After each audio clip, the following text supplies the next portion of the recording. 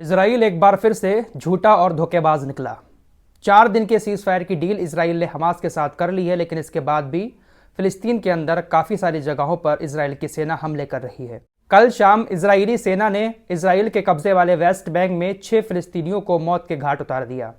इसके अलावा जेनिन के अंदर एक रिफ्यूजी कैंप पर भी हमला किया। तस्वीरें आपकी स्क्रीन पर हैं, कैसी आग की लपटें दिखाई दे रही हैं। तो इजरायली सेना लगातार सीज फायर के नियमों को तोड़कर हमले किए जा रही है।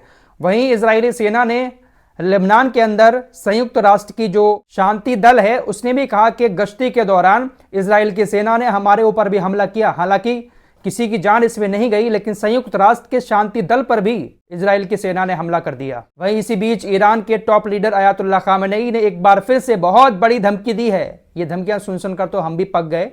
अयातुल्लाह खामेनेई ने कहा है कि इजराइल ने गाजा के ऊपर जो बम गिराए हैं, एक एक बम का हिसाब इजराइल से हम लेंगे। इजराइल ने गाजा के ऊपर जो तबाही मचाई है, उस तबाही का इंतकाम हम जरूर लेंगे।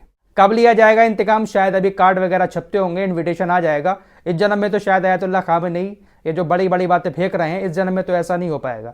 हमें क्या यार, धमकी पे धमकी दिए जाते हैं। कभी तुर्की धमकी देता है, कभी ये देते हैं। मतलब क्या ही चल रहा है, समझ नहीं आ रहा है। फिलहाल एक एक बम का हिसाब लेने की बात कही है। वहीं इजराइल ने हमास के बंधकों को छोड़ते हुए एक वीडियो जारी किया है, और इस वीडियो के सामने आने के बाद पूरी दुनिया में सोशल मीडिया पर हमास की लोग तारीफ कर रहे हैं कि हमास के साथ देखिए कितना खुश हैं इजराइल के लोग।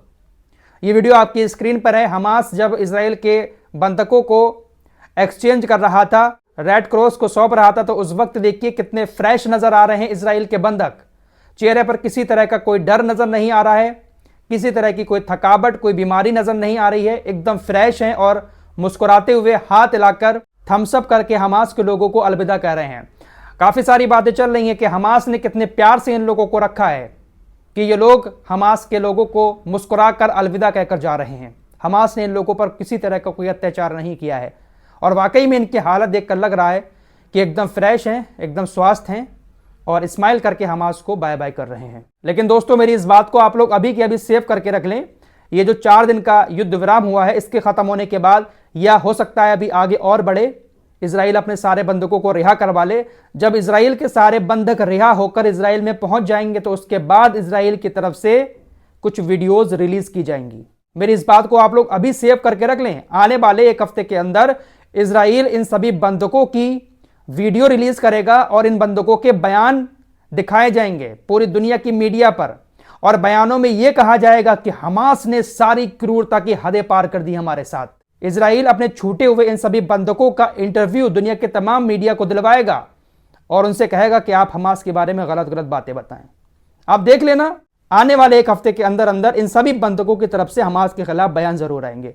ये बंधक जो स्माइल करके हाथ हिलाते हुए जा रहे हैं, ये कहेंगे हमास ने हमारे साथ ऐसा किया, हमास ने हमारे साथ वैसा किया। क्योंकि जब से युद्ध शुरू हुआ है, इजराइल दुनिया की नजर में बेचारा बनने की कोशिश कर रहा है। कभी सुरंग की वीडियो तो कभी हॉस्पिटल की वीडियो दिखाकर बेचारा बनता है कि देखिए हमारे ऊपर कितना अत्याचार कर रहा है हमास। वहीं इसी बीच दुनिया भर की मीडिया पर एक और खबर दिखाई जा रही है हमास को लेकर, कि हमास ने फिलिस्तीन के 3 लोगों को बीच चौराहे पर फांसी पर लटका दिया।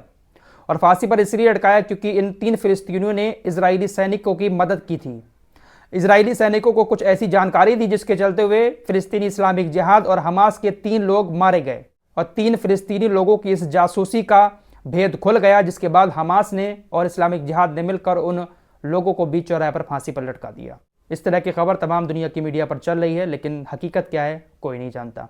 फिलहाल कल मैंने आपको बताया था कि रफा क्रॉसिंग से 200 ट्रक और गाजा के अंदर जाएंगे, तो 200 ट्रक गाजा के अंदर जा चुके हैं। उनमें कौन कौन सा सामान भरा था आपकी स्क्रीन पर है। तो काफ़ी बड़ी तादाद में सामान अब गाजा के अंदर पहुंच रहा है, फ्यूल भी पहुंच रहा है। तो कहीं ना कहीं इस 4 दिन के युद्ध विराम से गाजा के लोगों को थोड़ी बहुत राहत ज़रूर मिली है। बाकी जो लोग चले गए थे उत्तरी गाजा को छोड़कर, वो अपने घरों पर वापस आ रहे हैं। लेकिन मैं आपसे फिर कहूँगा कि ख़तरा अभी भी बना हुआ है। इजराइल की सेना ने कहा है कि ये अभी जो युद्ध विराम है 4 दिन का, इसको ऐसा ना समझे कि युद्ध ख़त्म हो गया है। उत्तरी गाजा अभी भी जंग का मैदान बना हुआ है। तो डर यही है कि ये 4 दिन की जो डील है, या आगे 2-4 दिन और बढ़ेगी, इसके बाद फिर से इजराइल गाजा पर हमले ना कर दे। क्योंकि परमानेंट वाला सीज फायर अभी नहीं हुआ है कि युद्ध खत्म हो गया, सब अपने अपने घरों पर आ गए। तो ऐसा ना हो कि उत्तरी गाजा में फिर से इजराइल हमले कर दे, क्योंकि हमले तो वो अभी भी कर रहा है, डील तो अभी भी नहीं मान रहा है ना। फिलहाल इस रिपोर्ट में इतना ही। मिलते हैं एक और नए वीडियो के साथ, तब तक के लिए अपना ख्याल रखिए।